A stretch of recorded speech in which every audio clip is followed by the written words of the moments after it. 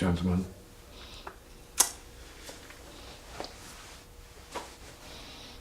Saving the planet, you think it's conceivable to save the planet? You have to save yourself. Right? You have to liberate yourself. Yeah, the planet is a whole other proposition. It's like the universe. It's very big, much bigger than yourself. It's what you're contributing to the universe that makes the difference for you. See, so if you're in the light, then that's what you're bringing to the universe and the earth, of course. And that's what seems to be needed more than anything else. Right?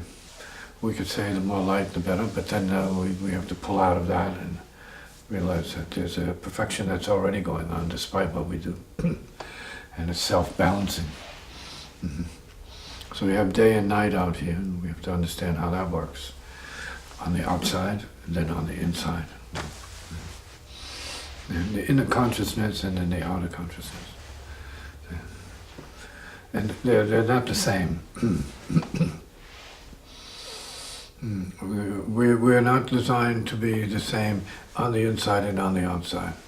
Sometimes they are seemingly in some kind of balance, but they're different universes and different perceptions.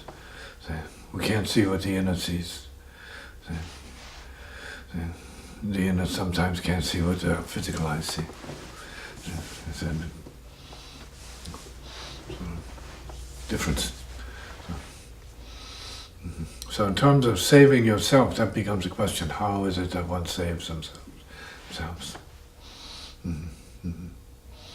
Can you save yourself, let alone the world? I think, and you can't expect anybody to save you, because whatever needs saving is on the individual.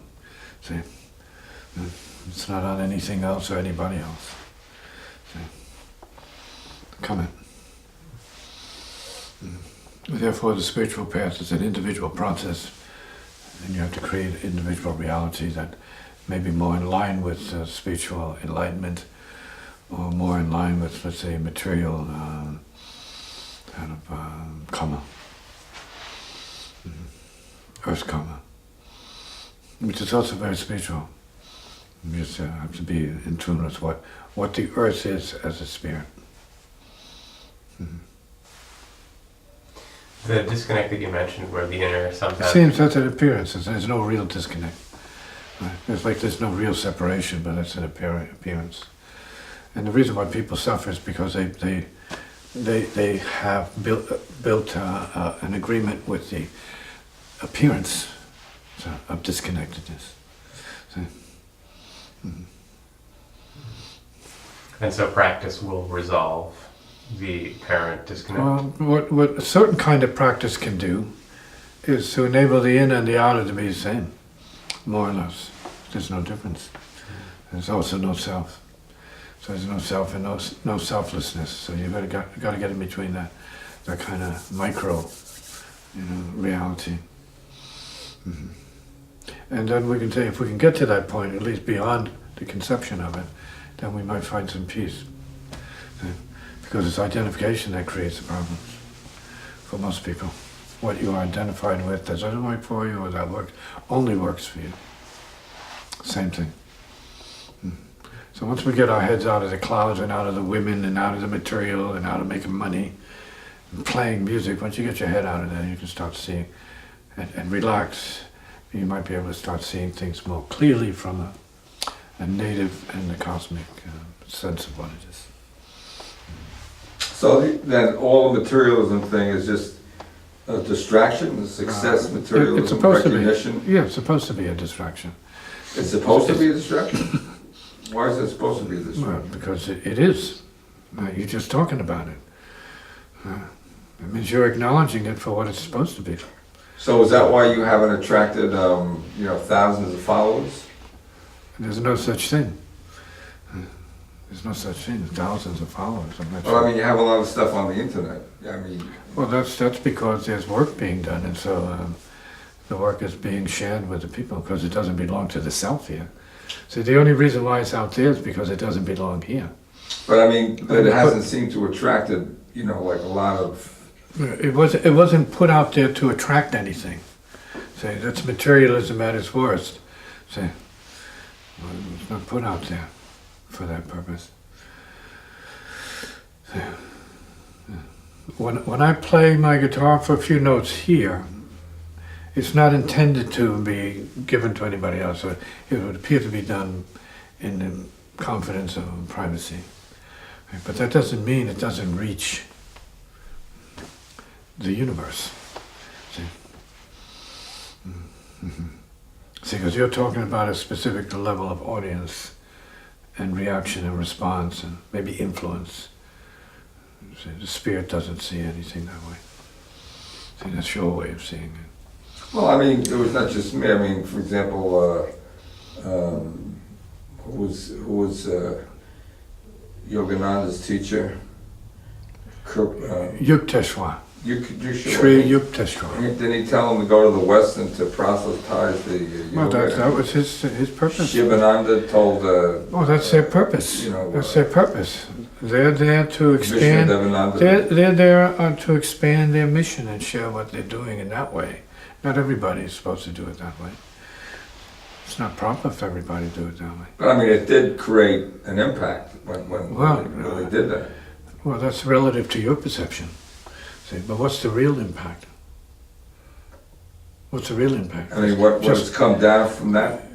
Well, what's the real impact? See, I think that's the question. What is the real impact? See,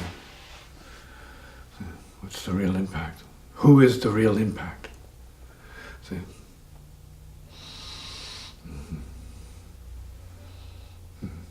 If we talk about a higher state, who's the real impact?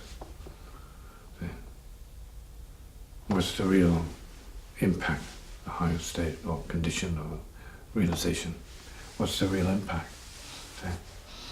Shows up as numbers.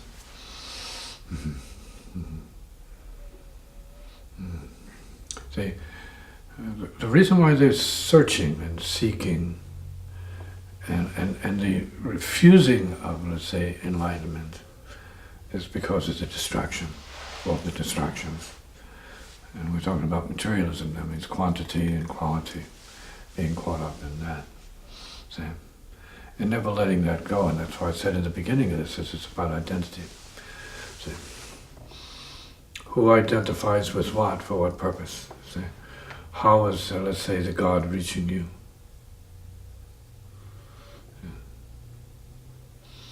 What happens when you encounter the God? See?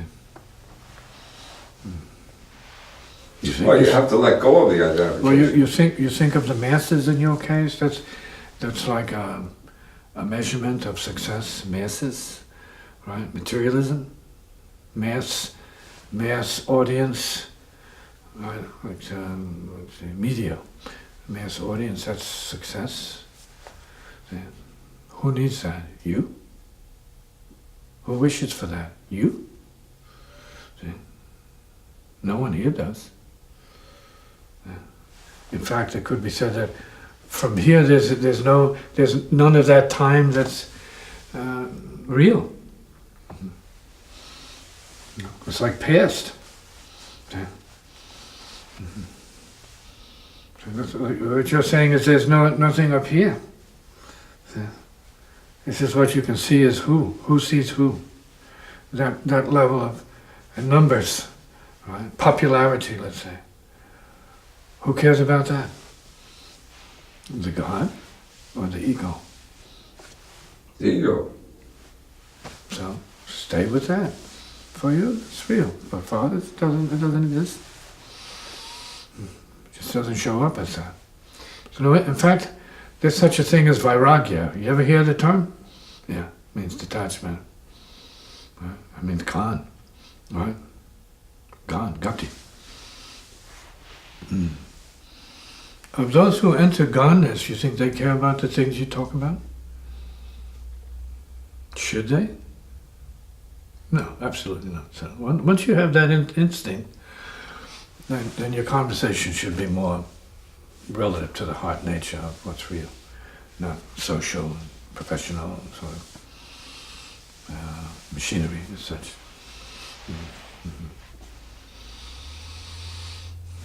Come in.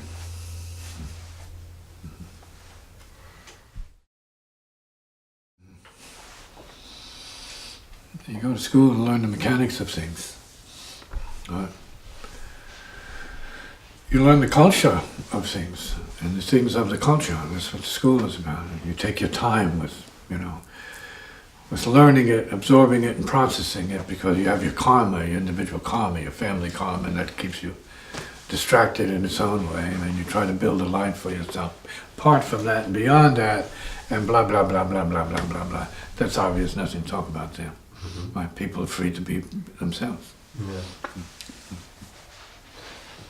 And take their time at whatever it is they have to do and learn, because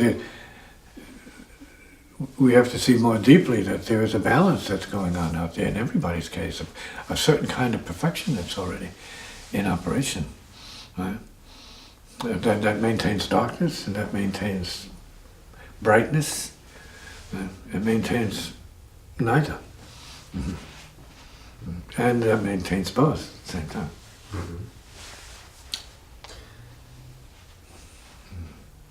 Yeah.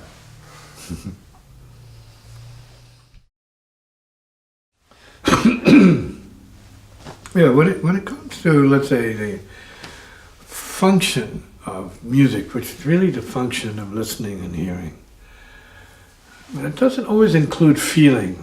It doesn't always include the psychic component. It usually includes the mental, thinking and processing, with some instinct relative to saying, no, I feel comforted by what appears to be music, and learning music and playing music socially and even professionally or expertly even. Yeah.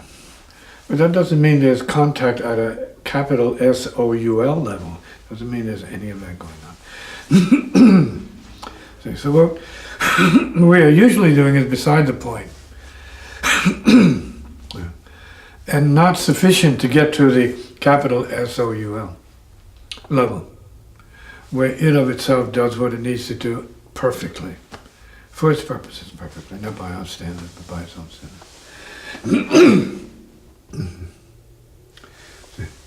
And so what that means, and we need to open to what that is, and that's what, in general, spiritual practice is about, the opening. Yeah.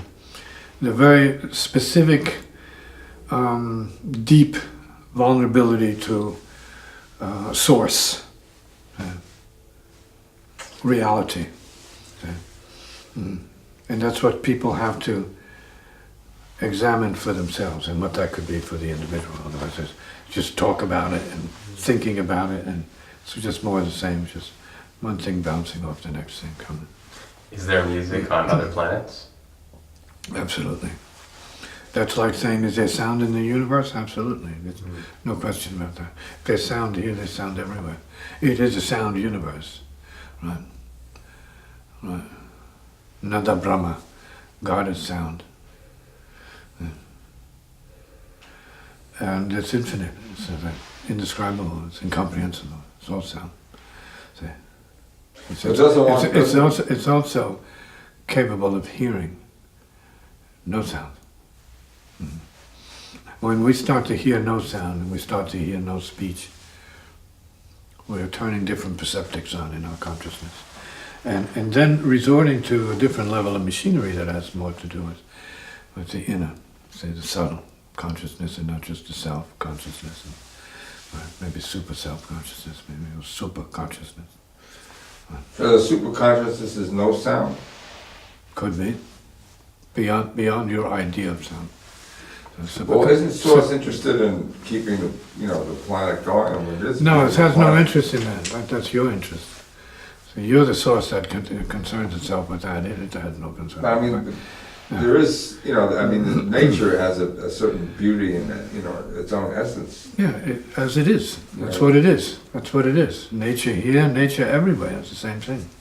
But nature doesn't want to, burn up. You can't say it doesn't want, because you're assuming that nature that nature is without birth and transformation and death. Yeah, but So- mankind is what's destroying nature, though. No. Mankind is once and always nature, and it has a right to change itself as it does, right? Right. So real nature is like a super volcano erupting and putting everybody to silence. That's real nature. And the planet goes to sleep because it enters a winter for thousands of years. See? It's happened before many times. See, that's real nature. So when you see real nature, you don't have any silly questions about what it does, what it thinks, and all of that. That's it. It is karma. It is law. Right? And if it's law, then it's dharma. And then it's dharma is. See? Sun is dharma. Elements are dharma. They're perfect. And nevertheless, stars collide and planets collide. And that's all dharma. You can wish what you want. You have the ability to wish. You have the ability to appear to interfere. And change. You can make change. Right? Create effect. Each one of us is a source of cause and effect. No doubt about that. And you're also the source of peace, if you choose to be that, and clarity. See, calmness, see, and beauty. It's relative, but beauty of peace. But isn't it better to opt for that than to be the source of destruction? Well, we don't say it's better or worse for who. It's always for who. Well, For who? For people in general. Well, you can go on and recommend that to the world. That's your message. Yeah, I'll go to Syria and say, hey, it's better to Well, it depends on where that's coming from in you. See, where that's meditate and wherever that's coming from in you may have a certain effect. See, that has to be tested. Now, remember, somebody as mighty and profound as Jesus came, and he said what he had to say, and it had a certain effect on his people, and one thing led to the other, and that's his story. I don't think there are any regrets about it. It was what it was, and he set it up. And that's as it is for that story. And everybody else has their own history, their own mystery, and their own, purpose and mission. See, to understand or not to understand what consequences. See. And if that's the perfection of, say, of Jesus to have been,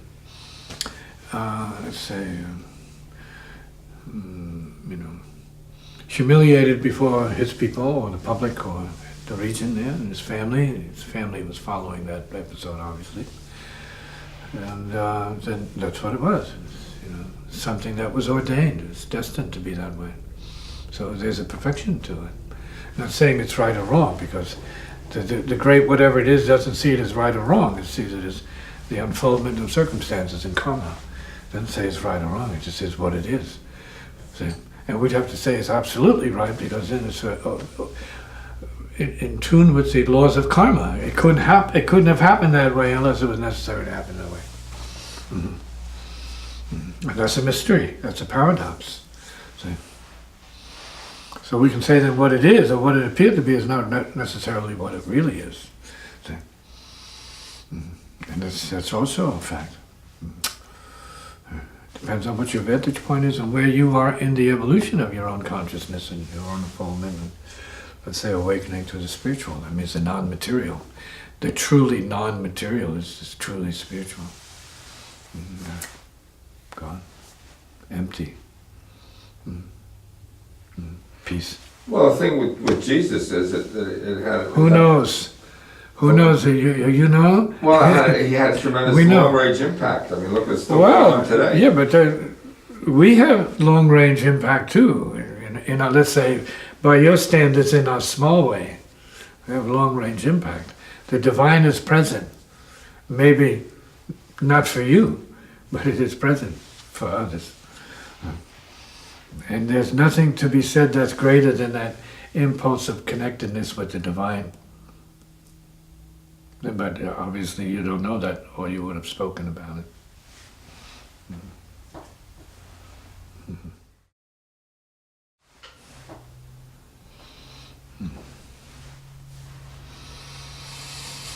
So the idea of vastness and nothingness are the same. It's like samsara is nirvana. Yeah. The is isn't. The isn't is. Yeah. And there's no confusion in that. There's no confusion there. There's no confusion with the left arm and the right arm. There's no confusion. No.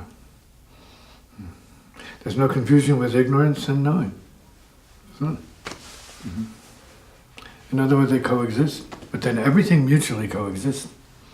Everything co-emerges. Whether it appears to be born, or appears to die, or fade out, or be extinguished somehow, it's all the same. So,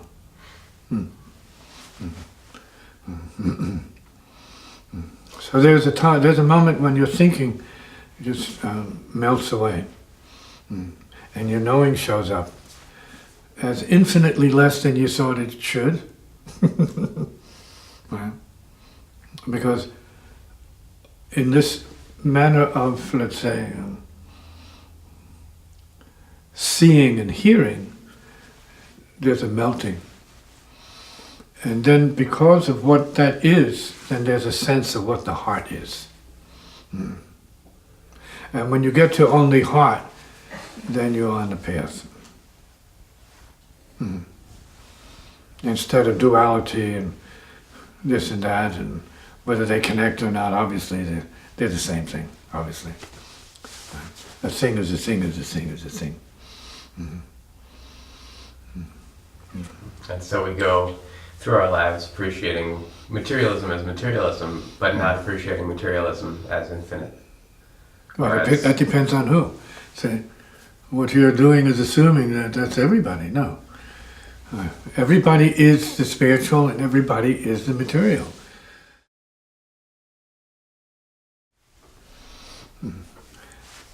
Everyone recovers their sense of the spiritual unconsciously every evening when they go to sleep.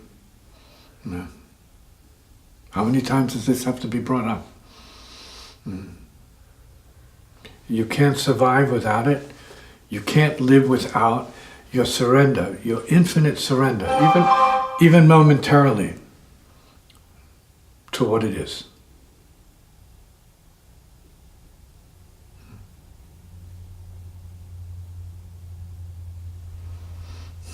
What it always is.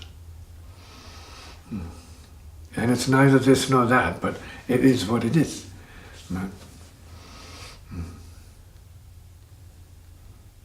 It's not a mystery, nothing. But for too many, it's a riddle, see? To be solved, which is really just a mental structure, program. So when you're trying to figure out these riddles, are you really at the heart level enjoying being? Not No. really. Not really. Yeah, you can't pleasure yourself that way and expect that to be some kind of realization of a spiritual state.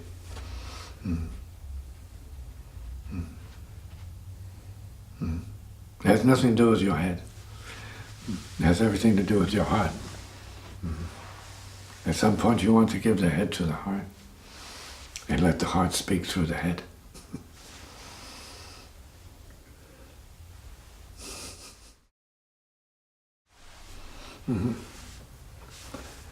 Every impulse, every thought, every emotion, every perceptic could be seen as avoidance. Or as fulfillment already, as perfection. And the exhaustion of the search for more than what it is. And imagine moreness there. And you're programmed to be that ordinarily. But you're also able to, when you are ready, perceive it properly and not be plagued by the confusion that this gives birth to, or self-division, which is also part of the same thing. Say, doubt, right? Your doubt, your undying doubt and separation or division from what it is. Lack of integration, lack of meltdown into what it is fundamentally as true.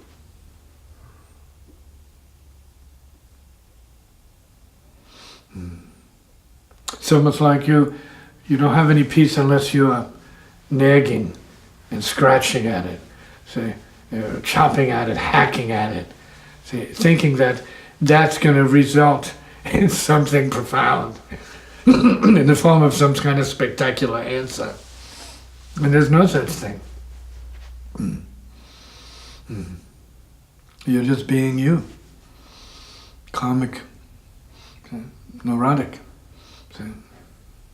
unhappy. Yeah. But that's not true. It's a sham. It's a lie. It's a deception. The soul is already happy. It's here now.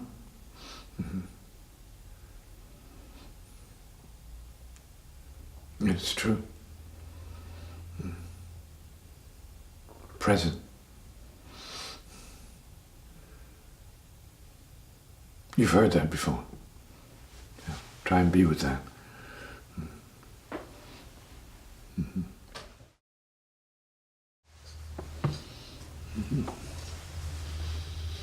Which one first for you? How about school as avoidance? Right, the idea of school, and it's part of the search, learning. And as I've said to those who are around me, what you learn, you have to burn. You have to go beyond your learning. You have to go beyond your seeking. You have to go beyond your assumption that there's something else, better, greater, or more than what you have as your basic reality. See? So the materialism thing is just wiped clean. There's no materialism. There's no concern for others, people, populations, and illusions or delusions of success and power. See? There is no such thing. This is basic reality. See? And so that's practice. In fact, the realization of practice as being already perfect, right here. The great perfection is already here. And that's what gives birth to everything else, it seems. That is part of this process of using anything and everything for the same recognition or realization of emptiness. It says empty. Other question. The Buddhists describe enlightenment in a negative rather than a positive term, which is the cessation of suffering. It is not. Why would it be negative? Well, it's not the arising of or the creation of any new situation. It's absolutely positive. See, it's a play on words. Everything is positive. Everything's positive. So the negation of that is not really a negative. It's a negation of it. That means it's a positive negation. Okay. Yeah. So it's part of the word game. No, you don't want to get too trapped in that because there are no words. It's wordless. So once you get to the wordless, then you go beyond your question. But, I mean, how can anything function in the world if everybody's just, like focused on? No, everybody is never going to be that, so you don't have to worry about that. Their own Relax, reality. relax. You don't have to worry about the world having anything to do with that. As a theoretical, basis of social organization, how does it, it seems to me it's an impossibility. I don't have any comments or questions on that. It's whatever you think is what you think. See, whatever you ponder and you worry about is what you ponder and worry about. See, that's not the heart necessarily. It's just your state. See. Well, why would everything be set up the way it's set up? So that because it's already inherently perfect, but maybe you haven't realized it. See, so you see it as a problem to be solved, when there is no problem to be solved. It's already solved. See, you're making the world your problem, see, and other people your problem because you're by nature materialistic and obviously very politically inclined, and power sensitive in a certain way. But you have to transcend all of that because that is fundamentally just garbage. There's no such thing. Get it? Never was, except in your head. But your head hasn't served you thus far very well anyway. So you got to go beyond your head and enter the universe of the heart. I recommend you try and do that for a couple of moments. Just a few moments.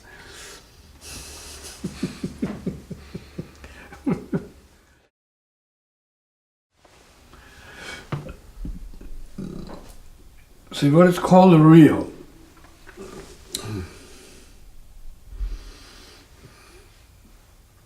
it's perfection. Nothing, needing nothing, nothing to be added to it. It's kind of incomprehensible in a sense. The mind says, oh, but, ad infinitum, but, everything is but, doubt, not knowing, avoiding. Distracted, stop. No, nothing. Boom. Done. Empty. Out of gas. Exhausted. Cessation. I want to stop. When it just disappears. Cessation. Disappearance. Dissolution. Cessation. Deep sleep. Cessation. Theory. Deep sleep. Zero self. Deep sleep. Gone. Nirvana. Gone. Cessation of disturbance. Gone. Peace. Present. Peace. Already existing shamatha. Boom. Perfect.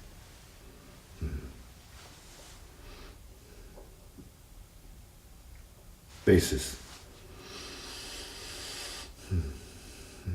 And coming back to that, because all the, let's say, accumulated and inherited and assumed neuroses from everyone, from everywhere, it appears. And being processed as the real.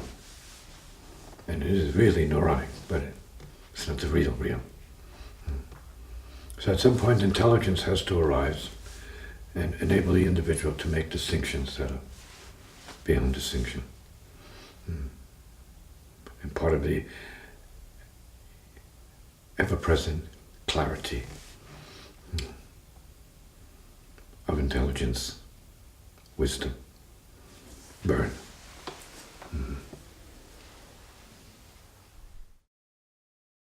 Void is void. Absolutely zero, right? Empty. Empty beyond empty. What's your question?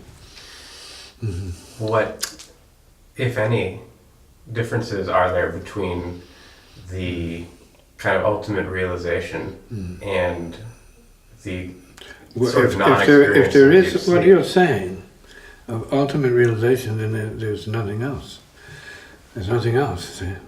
Then there's no difference and there's no sameness. You have to allow that. You have to tolerate that for a second.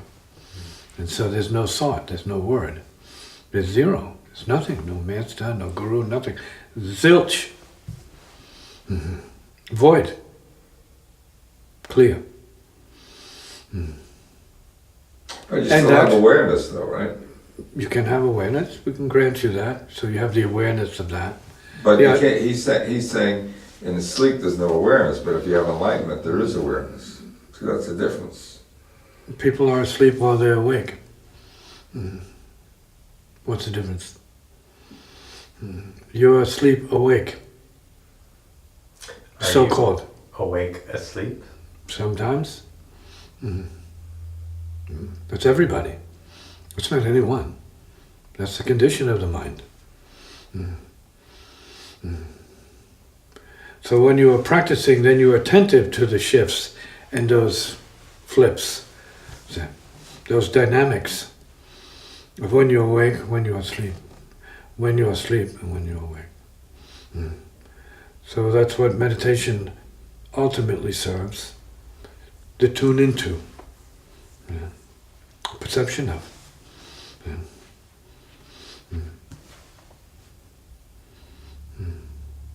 Zero. Because it's not the oscillations you're going to be paying attention to, but what's constant. That's what you're ultimately paying attention to. That which doesn't change, that which goes nowhere. And so is meditation a requirement of this process? Not necessarily, because meditation is happening all the time. It's all the time. Depends on who and at what level. You have to define what it is, because you have different kinds of meditations in general. It's a general terminology. See, for focus, for non-focus, for emptiness, for stuffness.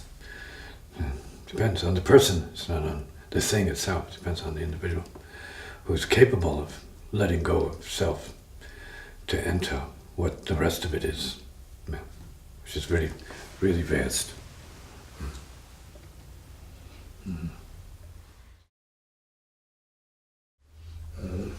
Precipitate more enlightenment, so to speak. If enlightenment is enlightenment, then you don't do anything.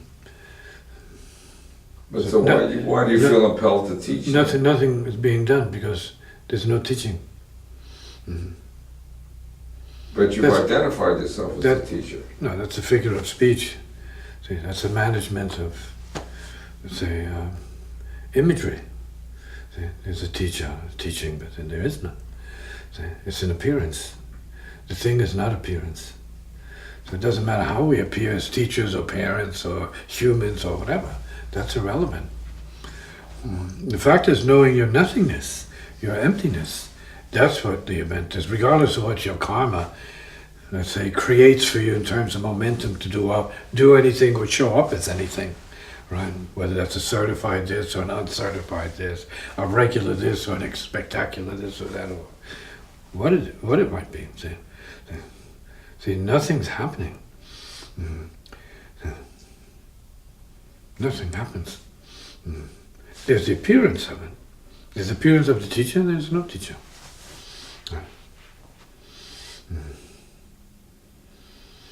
So there's the appearance of a Buddha and then there's no Buddha. What is the true nature of Buddha? Is it an appearance? No. It's neither appearance nor non-appearance. We have to be fair about this now. I'm not playing teacher, this is what's given to me to share with you. But that's of itself. I'm not saying anything or really doing anything. It's of itself, it just shows up. Circumstance warrants it.